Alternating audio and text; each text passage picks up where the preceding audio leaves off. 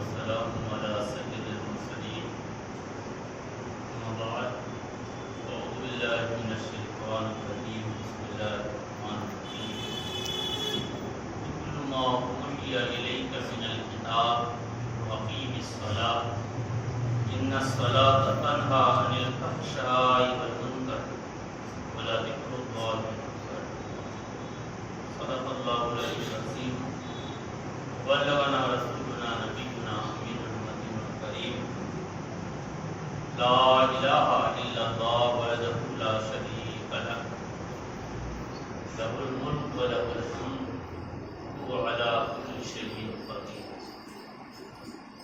اللهم صل على محمد كلما ذكره الله اللهم صل على محمد كلما ذكره الله پڑھیں صلی اللہ علیہ وآلہ صلی اللہ تعالی علیہ وآلہ وسلم صلاۃ و سلام علیک یا رسول اللہ وعلی آلک و اصحابک یا حبیب اللہ۔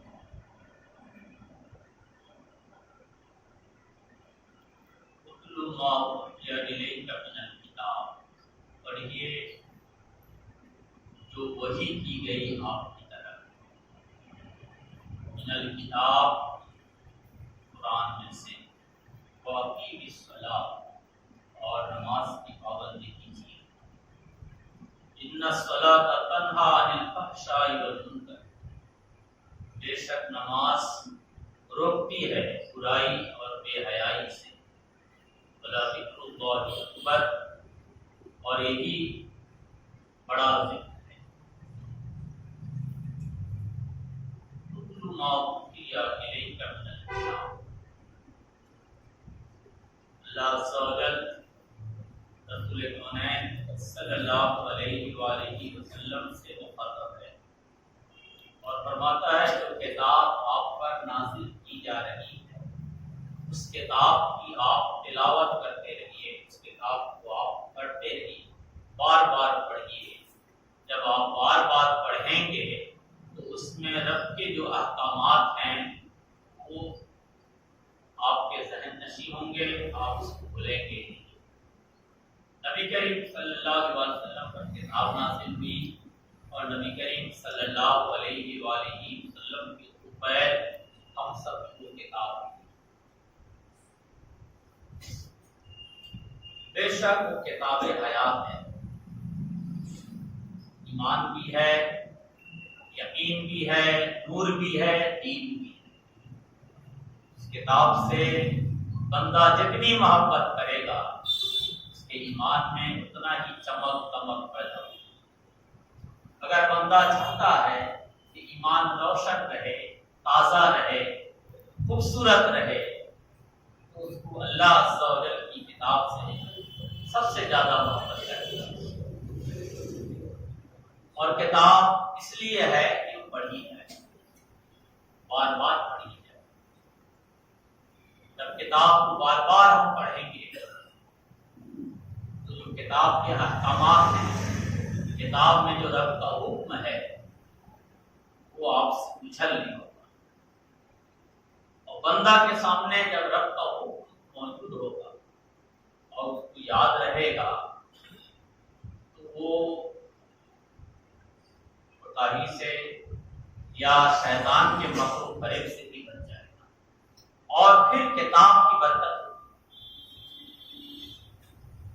جیسے روزہ کی برکت ہے، بھوک تو لگتی ہے مگر کھانے کی طرف بھاگ نہیں جاتا، پیاس تو لگتی ہے مگر پانی پینے کی طرف ہاتھ نہیں جاتا، اور بندہ جب تک ہوش و حواس میں ہے پی بھی نہیں سکتا۔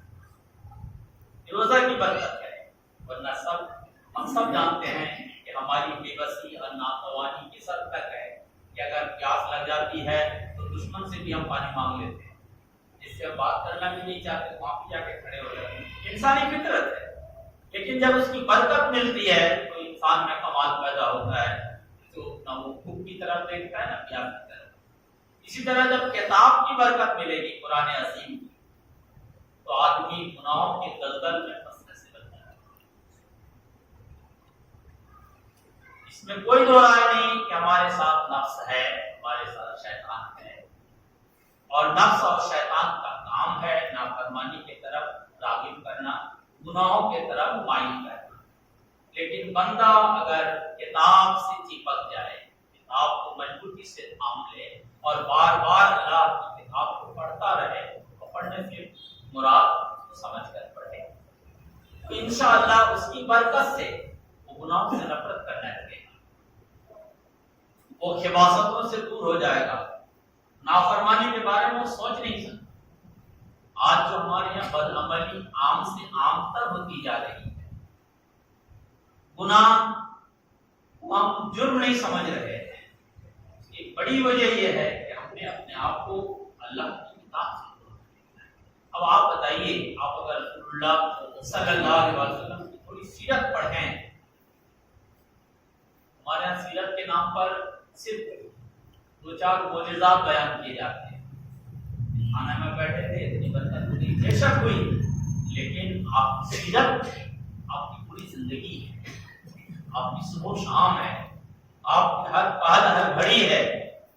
تو جب آپ سیرت پڑھیں گے، رسول اللہ صلی اللہ علیہ وسلم کی سیرت پڑھیں گے، آپ کی زندگی پڑھیں گے، تو آپ کو احساس ہوگا کہ آپ اللہ کی کتاب کتنا زیادہ پڑھتے تھے، کتنی زیادہ تلاوت کرتے تھے، باوجود اس کے رب تعالیٰ فرماتا ہے اتلو ما اوحی الیک من الکتاب، پڑھیے وہ جو آپ کی طرف وحی کی گئی، کتاب کو اتاری گئی، واقیم الصلاۃ، اور نماز کی پابندی کیجیے۔ رسول اکرم صلی اللہ علیہ وآلہ وسلم کی نماز سے محبت، نماز کی پابندی، الحمدللہ، اس کو بھلا کیا توفیق ملی جو آپ کو ملی، لیکن اللہ عز و جل فرماتا ہے واقیم الصلاۃ، نماز کی پابندی کیجیے۔ گویا رسول اکرم صلی اللہ علیہ وآلہ وسلم سے مخاطب ہو کر اللہ عز و جل ہمیں باور کرانا چاہتا ہے، ہمیں باخبر کرنا چاہتا ہے، ہمیں آگاہ کرنا چاہتا ہے کہ نماز کی پابندی کرتے رہو وہ لوگ جو لا الہ الا اللہ محمد رسول اللہ صلی اللہ علیہ وسلم پر ایمان اور یقین رکھتے ہیں۔ اقیم الصلاۃ، اور نماز کی پابندی کرو، ان الصلاۃ تنہی عن الفحشاء والمنکر، بے شک نماز روکتی ہے فواحش سے۔ فواحش عربی لفظ ہے، جیسے ہم کہتے ہیں برائی، برائی میں یہ برائی نہیں ہے، جتنی بھی برائیاں ہو سکتی ہیں سب برائی شامل ہے۔ تکبر کرنا بھی برائی ہے، گھمنڈ کرنا بھی برائی ہے، حسد کرنا بھی برائی ہے، چوری کرنا بھی برائی ہے، گالی دینا بھی برائی ہے، ساری برائیوں سے نماز بچاتی ہے۔ ان الصلاۃ تنہی عن الفحشاء والمنکر۔ اچھا، پھر یہ یاد رکھیے کہ اگر کوئی چلتا پھرتا آدمی آپ کو کسی چیز کے بارے میں بتائے کہ اگر یہ پھل کھا لو تو آپ کو توانائی حاصل ہوگی، آپ کی بیماری دور ہو جائے گی، اور اگر کوئی پڑھا لکھا ماہر ڈاکٹر جس کا احترام دنیا کرتی ہو، وہ اگر بتائے کہ صاحب اس کا یہ کمال ہے، تو چلتا پھرتا آدمی کی بات کے بھلے آدمی دھیان نہ دے، لیکن وہ جو ماہر فن ہے اس کو تو آدمی اپنے دل سے لگا لے گا نا کہ اس کا اگر ہم استعمال کرتے رہے ہیں تو پھر اس میں ہمارا فائدہ ہی فائدہ ہے۔ جب ہم یہ سمجھ رکھتے ہیں، پھر اگر رب عز و جل فرمائے ان الصلاۃ تنہی عن الفحشاء والمنکر، بے شک نماز بچاتی ہے برائی اور منکرات سے، تو وہ لوگ جو رب کو نہیں جانتے، جو رب پر ایمان نہیں رکھتے، رب کی شان اور عظمت سے ناواقف ہیں، ان سے تو ہماری بحث نہیں ہے، لیکن وہ لوگ جو رب کو مانتے ہیں، رب پر ایمان رکھتے ہیں، ان کے لیے اس سے بڑی بات اور کیا ہو سکتی ہے۔ اور رب عز و جل فرماتا ہے ان الصلاۃ تنہی عن الفحشاء والمنکر، بے شک نماز بندے کو روکتی ہے برائی اور بے حیائی سے۔ نماز کی حکمت میں سے یہ ہے کہ جب بندہ نماز پڑھتا ہے نا، اس کا تکبر جو ہے نا ختم، اس کے اندر عاجزی آتی ہے، انکساری آتی ہے، ملنساری کی قوت پیدا ہوتی ہے، اور یہی تو انسانیت ہے، اور یہی چیز تو آدمی کو آدمی بناتی ہے۔ تو نماز کی پابندی سے تکبر دور ہوتا ہے، گھمنڈ دور ہوتا ہے، غرور دور ہوتا ہے، شیطان اس کو آسانی سے اپنے قابو میں نہیں کر پاتا، کیونکہ نماز اسے آپ کہہ سکتے ہیں کہ بندہ شروع میں نماز پڑھنے لگتا ہے تو نماز کی حالت میں اس کو بہت سارے برے گندے خیالات آتے ہیں، تو صاحب یہ بھی ایک شیطانیت ہے۔ شیطان جانتا ہے کہ اگر آپ نماز کی پابندی کرنے لگیں تو پھر شیطان کے داؤ پہ سے آپ بچ جائیں گے، اس لیے شروعات میں شیطان اتنا وسوسہ ڈالتا ہے کہ آپ چھوڑ کے چلے جائیں، بس وہ کامیاب ہو جاتا ہے۔ مومن کی تو شان یہ ہونی چاہیے کہ ہم نے اپنے آپ کو لا کر کھڑا کر دیا ہے اور بار بار کھڑا کرتے رہیں گے، ایک نہ ایک دن میرے رب مجھے ایسی قوت عطا کر دے گا کہ شیطان میرے قریب بھی نہیں آ سکتا۔ اور پھر جو برائیاں ہیں، جو گناہ ہیں، وہ اس کو سمجھنے لگے گا، پڑھنے لگے گا، بار بار اس کے دل میں بات آئے گی، بے شک بچنے کے راستے نہیں ہیں۔ آپ دیکھ سکتے ہیں ایک آدمی جو دیندار ہے اس کی زندگی کیسی ہے، اور ایک آدمی جو غیر دیندار ہے اس کی زندگی کیسی ہے۔ اور پھر نماز اللہ کا ذکر ہے، اللہ کی یاد کیجیے، اللہ کا ذکر کیجیے، اللہ کو ہمیشہ اپنے ذہن میں یاد رکھیے کہ اس کا یہ حکم ہے، اس کی مرضی ہے، اس کی یہ شان ہے، اس کا یہ پسندیدہ ہے، اس کا یہ ناپسندیدہ ہے۔ یہی چیزیں ہیں جو مسلمان کو مسلمان ہونا چاہیے۔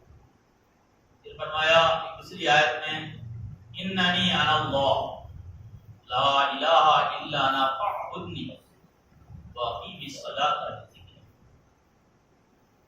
اننی انا اللہ، حضرت موسیٰ علیہ السلام سے رب کہتا ہے اننی انا اللہ، بے شک میں ہی رب ہوں، لا الہ الا انا فاعبدنی، میرے سوا کوئی نہیں تو تم میری عبادت کرو۔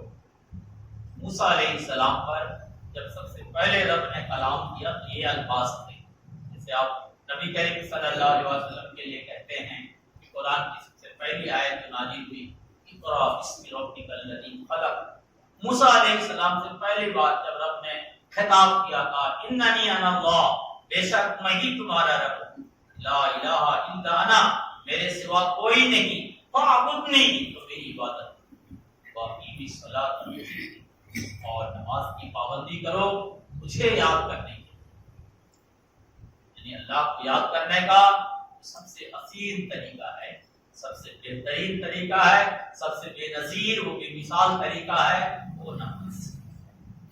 واقیم الصلاۃ لذکری، اور نماز پڑھو مجھے یاد کرنے کی، اور جس نے اللہ کو یاد کر لیا اس نے سب کچھ کر لیا، اور جس نے اللہ کو بھول گیا پھر انسان کہلانے کے لائق نہیں۔ قرآن پاک میں اللہ عز و جل نے اپنے حبیب صلی اللہ علیہ وسلم سے ایک مقام پر فرمایا فاصبر علی ما یقول، آپ صبر کیجئے ان کے بکواس پر۔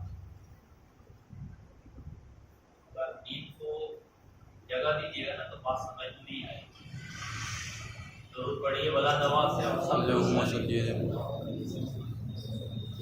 وآلہ صلی اللہ علیہ وآلہ وسلم، سلام علیکہ یا رسول اللہ وعلی آلہ واصحابہ یا حبیب اللہ۔ صلی اللہ علیہ وسلم سے اصبر علی ما یقول، آپ صبر کیجئے جو بکتے ہیں۔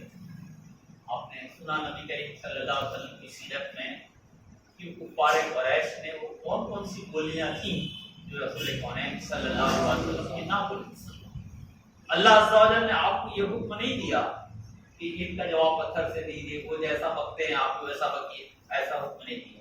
کیا فرمایا فاصبر علی ما یقول، آپ صبر کیجئے ان کی باتیں سنیے اور نظر انداز کر کیجئے گا۔ کیا وہ فرماتا ہے فسبح بحمد ربک قبل طلوع الشمس و قبل غروبها، اپنے رب کی تسبیح بیان کیجئے اس کی تعریف و توصیف کے ساتھ، قبل طلوع الشمس و قبل غروبها، सूरज निकलने से पहले और सूरज डूबने से पहले।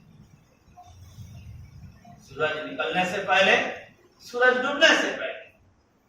फजर की नमाज किसी सूरत में मत छोड़िए, ये सूरज निकलने से पहले का मामला है। और असर की नमाज किसी सूरत में मत छोड़िए, ये सूरज डूबने से पहले का मामला है। क़ब्ल तुलूइ शम्स व क़ब्ल ग़ुरूबिहा, सूरज निकलने से पहले और सूरज डूबने से पहले। मिन आनाइल लैली फसब्बी, और रात की घड़ियों में भी अपने रब को याद कीजिए। सिर्फ मगरिब ऐसा नहीं है, सिर्फ फजर और असर नहीं है, बल्कि रात भी है ऐसा। और रात की घड़ियों में भी फसब्बी, उसकी तारीफ कीजिए। वो अतराफ अन्नहार, और दिन में भी, सुबह भी। ये अल्लाह का हुक्म है साहब। किससे कह रहा है? रसूल अकरम सल्लल्लाहु अलैहि वसल्लम से।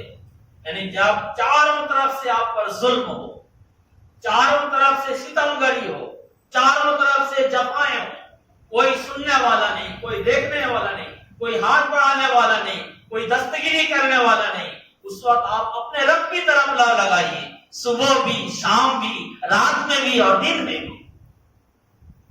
अतराफ नहार, और दिन में भी। लअल्लका तर्दा, ताकि वो राजी हो जाए। अगर वो राजी हो गया तो कुछ ना होने के बावजूद भी सब कुछ है, और अगर वो रुठ गया तो सब कुछ होने के बाद भी कुछ नहीं। ला इलाहा इल्लल्लाह का तकाजा है, ला इलाहा इल्लल्लाह पर ईमान और यकीन का तकाजा है कि बंदा नमाज की पाबंदी करे। वअमुर अहलका बिस्सलाति वस्तबिर अलैहा, और अल्लाह अज़्ज़ा व जल अपने हबीब सल्लल्लाहु अलैहि वसल्लम से कहता है वअमुर अहलका बिस्सलाह, और आप अपने घर वालों को नमाज का हुक्म दीजिए। नबी करीम सल्लल्लाहु अलैहि वसल्लम के घर वालों में कौन है? सैयदा फातिमा, सैयदना अली, सैयदना इमाम हसन, सैयदना इमाम हुसैन।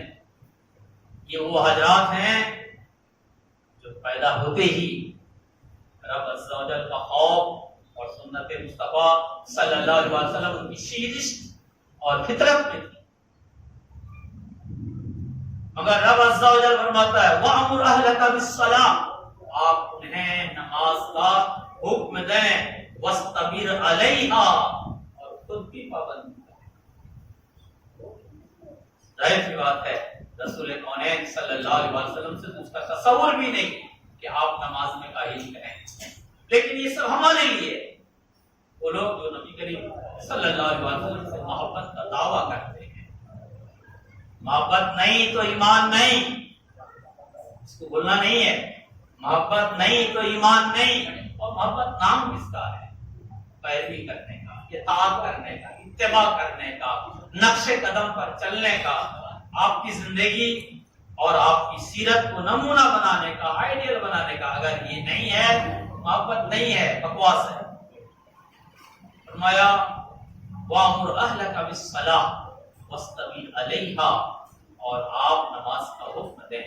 ऐ वो लोग जो कुरान पढ़ते हो, ऐ वो लोग जो कुरान पर ईमान रखते हो, ऐ वो लोग जो ला इलाहा इल्लल्लाह मुहम्मदुर रसूलुल्लाह सल्लल्लाहु अलैहि वसल्लम के कायल हो, नमाज पढ़ो, नमाज पढ़ने का हुक्म दो।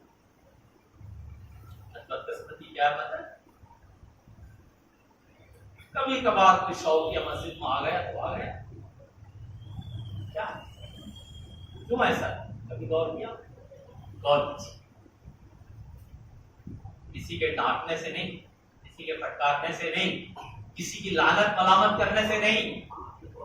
कभी ठंडे दिल से सोचिए। हम लोग एक जुमला कहते हैं ना, नमा खराम, एहसान फरामोश, इसको बहुत बड़ी गाली भी समझी जाती है। नमक हराम, नमक हराम का मतलब अगर किसी का आपने नमक खाया है और फिर उसी के खिलाफ बगावत कर रहे हो तो उसको क्या कहेंगे? नमक हराम। किसी ने एहसान किया और उसके एहसान को भूल गए, उसको क्या कहेंगे? एहसान फरामोश। और अगर हमसे कोई, आपसे कोई कहे कि तुम नमक हराम हो तो आपको बहुत बुरा लगेगा। کوئی کہے تم احسان فراموش ہو بہت برا لگے، لیکن حقیقت کیا ہے؟ رب عز و جل کا کون سا احسان ہے جو ہم پر نہیں ہے؟ رب عز و جل کا کون سا احسان ہے جو ہم پر نہیں ہے؟ اور وہ کون سی چیز ہے جو اس نے ہمیں ہمارے لیے پیدا نہیں؟ کھلاتا کون ہے، پلاتا کون ہے، کھلاتا کون ہے، عزت کس نے دی، ذلت سے بچایا کس نے، رسوائی سے بچایا کس نے، اس پورے دور میں بھی ہماری حفاظت کون کرتا ہے؟ یہ آنکھ کس نے دی، زبان کس نے دی، ناک کس نے دیے، چہرے مہرے کس نے دیے، پیشانی کس نے عطا کی، یہ چہرے سر پہ خوبصورت بال کس نے سجائے، یہ انگلیوں میں ناخن سے اس کو خوبصورت کس نے بنایا؟ یہ سب رب عز و جل۔ اور اگر اس کا شکر ادا نہ کرو، اسی کو تو کہیں گے نا احسان فراموش، اسی کو نہ نمک حرام کہیں گے۔ ویسے نمک حرام کا لفظ ہمیں پسند نہیں، ہمیں نمک حرام کہے تو ہم اس پر حملہ ہو جائیں گے، جھگڑا ہو جائے گا، لیکن سچائی کیا ہے؟ لیکن اس پہ اور نہیں، اللہ عز و جل کہتا ہے وَإِذْ تَعَذَّنَ رَبُّكُمْ لَئِن شَكَرْتُمْ لَأَزِيدَنَّكُمْ، فرماتا ہے اور تمہارے رب نے تمہیں باخبر کیا، آگاہ کیا، کیا؟ لئن شکرتم، اگر تم اس کا شکر ادا کرو، لأزیدنکم، تو تمہیں بہت زیادہ دے گا۔ اگر تم اس کا شکر ادا کرو تو بہت زیادہ دے گا۔ وَلَئِن کَفَرْتُمْ، اور اگر اس کی ناشکری کرو، ان عذابی لشدید، بے شک اس کی گرفت بہت سخت ہے۔ اگر شکر کرو گے، کسی نے احسان کیا، آپ اتنا نہ کہیں گے کہ اللہ آپ پر رحمت فرمائے، آپ کی نعمتوں کو بڑھا دے، آپ کے رزق کو بڑھا دے، کہ آپ نے میری مدد کی۔ آپ کی اس دو جملوں سے اس کو بھی سکون ملتا ہے، اور یہ دعا بھی ہے اور یہ شکر بھی ہے۔ تو اگر تھوڑا موڑا احسان سے، ایسے نہیں کہ ہر آدمی نمک حرام ہونے والا جیسا ہے، بلکہ بہت سے لوگ ہیں وہ یاد رکھتے ہیں فلاں آدمی نے زندگی کی فلاں موڑ میں ہم پر یہ احسان کیا ہے، وہ احسان کو بولتے نہیں۔ فلاں آدمی نے ہمیں ایک ٹکڑا دیا تھا، میری مدد کی تھی، وہ نمک حرامی نہیں کرتے۔ بہت کچھ کر سکتے ہیں لیکن یہ نہیں کرتے۔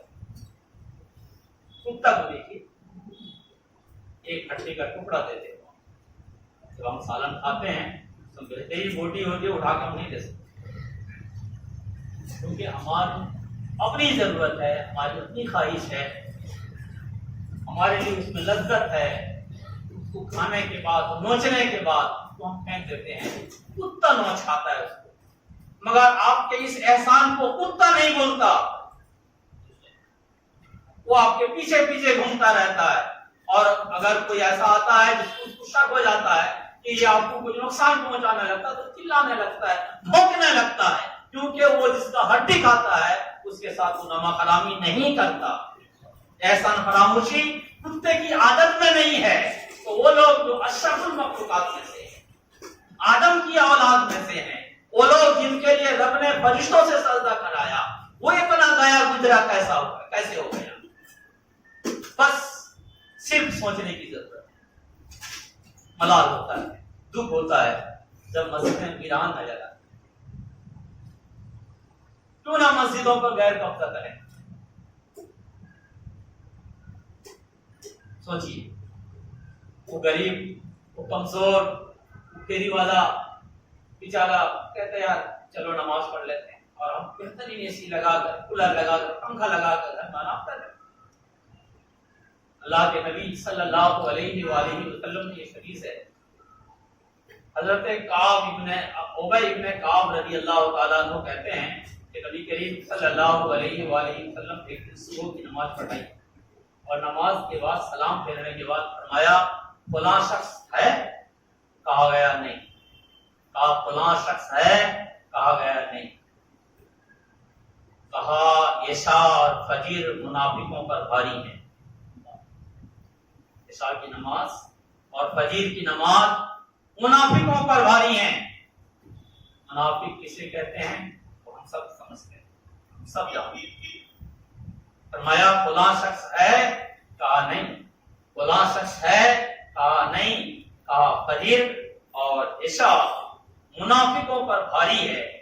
اور فرمایا اگر وہ جان لیتے, یعنی فجر کی نماز پڑھنے والے مسجد میں آ کر, عشاء کی نماز پڑھنے والے مسجد میں آ کر اگر وہ جان لیتے کہ ان دو نمازوں میں اللہ عز و جل نے کتنا ثواب رکھا ہے, اور وہ معذور ہوتے, کا پاؤں کام نہ کرتا کہ پیدل چل کے مسجد تک جائیں, تو وہ گھٹنوں کے بل آتے مسجد, مگر وہ نماز نہیں چھوڑتے. سبحان اللہ, سبحان اللہ. کیا تعلیمات ہے سرور عالم صلی اللہ علیہ وآلہ وسلم کی. فجر مسجد میں نہ آئے منافق, عشاء میں مسجد میں نہ آئے منافق. اور آپ اگر یہ سمجھتے ہو کہ صاحب تو گھر میں نماز پڑھ لیتے, بے شک پڑھ لیجیے. آپ نماز کے پابند ہو, کبھی اگر آپ کی نماز چھوٹ گئی, نیند آئی اور نیند نہیں کھلی, اس سے پہلے بھی ہم نے بتایا ہے کوئی گناہ نہیں ہوتا, کیونکہ آپ نماز کے عادی ہو, نماز پڑھنا چاہ رہے تھے, لیکن اچانک نیند تو نیند ہے پھر. لیکن اگر آپ اس کی عادت ڈال لو کہ نماز نہیں پڑھنی, بعد میں پڑھ لیں گے, تو ایمان کو ٹٹولیے. کسی مولوی کا فتویٰ نہیں ہے, رسول اکرم صلی اللہ علیہ وآلہ وسلم کی حدیث. ہم یوں کہہ سکتے ہیں کہ وہ منافق جو مظاہر مسلمان تھے, دل سے مسلمان نہیں تھے, آج ہم ان کے بارے میں بھلے یہ نہ کہیں, لیکن یہ کہہ تو سکتے ہیں کہ یہ منافقوں کا طریقہ ہے, یہ منافقوں کی روش ہے, یہ رسول اللہ صلی اللہ علیہ وسلم اور صحابہ کی سنت تو نہیں.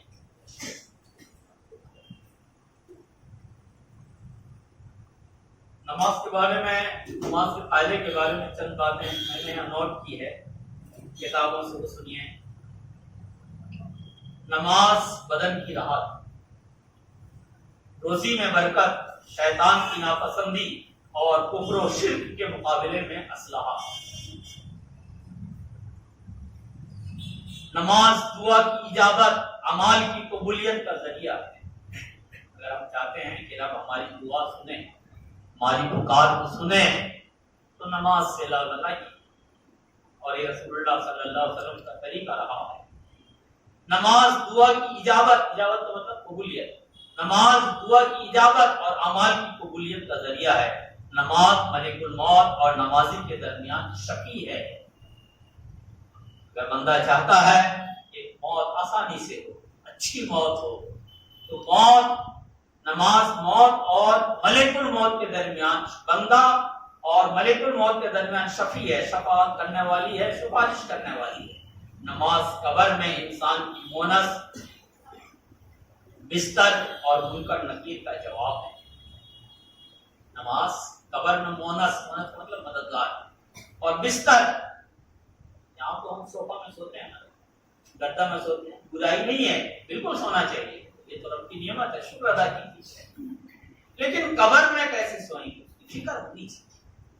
اور نمازی گویا اگر وہ نماز کا پابند ہے تو وہ نماز اس کا بستر ہے, اور گویا رب عز و جل کی ایسی عطا ہوگی کہ بظاہر ہمیں وہ لگتی ہے قبر کیسے دم تو گڑ جائے گا, لیکن نہیں, اللہ تبارک و تعالیٰ اس کو وسیع سے وسیع تر کر دے گا. ہو سکتا ہے کہ جنت کے باغات میں سے کوئی باغ بنا دے. فرمایا نماز قبر میں انسان کی مونس, بستر اور منکر نکیر کا جواب ہے. نماز قیامت کے دن نمازی کے لیے سر کا تاج, چہرے کا نور, بدن کا لباس, اور آتش جہنم کے مقابلے میں صفر ہے, بچانے والی ڈھال. نماز قیامت کے دن نمازی کے لیے سر کا تاج, چہرے کا نور, بدن کا لباس اور آتش جہنم کے مقابلے میں صفر ہے. نماز صراط کا پروانہ, جنت کی کنجی, حوروں کا مہر اور جنت کی قیمت ہے. نمازی کے ذریعے بندہ بلند درجہ اور اعلیٰ مقام تک پہنچ جاتا ہے. اس لیے کہ نماز تسبیح, تحلیل, تمجید, تکبیر اور تقدیس کا نام ہے. یعنی بندہ جب نماز میں کھڑا ہوتا ہے تو اللہ اکبر کہتا ہے, سبحان ربی الاعلیٰ کہتا ہے, سبحان ربی العظیم کہتا ہے, اللہ کی حمد و ثنا کرتا ہے, اس کو یاد کرتا ہے, اس کا ذکر کرتا ہے, اور اس کے سامنے عاجزی انکساری کے ساتھ اپنے سر کو زمین پہ رکھ دیتا ہے. شیطان کو اپنے آپ پر حاوی ہونے مت دیجیے، شیطان کے دوست مت بنیے، نماز کی پابندی کیجیے، جہاں بھی ہو وہاں نماز پڑھیں، اور اگر مسجدوں تک پہنچ سکتے ہیں، جس مسجد کو آپ جا سکتے ہیں، جو مسجد آپ کے قریب ہو، نماز سے رشتہ جوڑیے، نماز سے اپنے آپ کو مستحکم کیجیے، نماز سے اپنے آپ کو مضبوط کیجیے۔ ہمارا دن وہ نہیں ہے کہ کوئی 1 مہینہ میں ہو یا 10 دن میں ہو یا 15 دن میں ہو یا کوئی تہوار میں ہو، ہمارے لیے ہر دن اسلام ہے۔ ہمارے بڑے کہتے ہیں کہ پیدائش سے لے کر قبر کی گود تک اسلام ہے۔ کہیں ایسا ہے کہ کسی گھر پہ جاؤ گے، بلڈنگ پہ جاؤ گے، مندر پہ یا گرجا پہ یا معبد پہ، وہاں آپ وہ بن جاؤ جو آپ ہو، لیکن یہاں ایسا نہیں ہے۔ گھر کے اندر بھی آپ کو مسلمان ہونا ہوگا، بازار میں بھی آپ کو مسلمان ہونا ہوگا، تجارت گاہ میں بھی، مسجد میں بھی، ہر جگہ ہم مسلمان ہونا ہے۔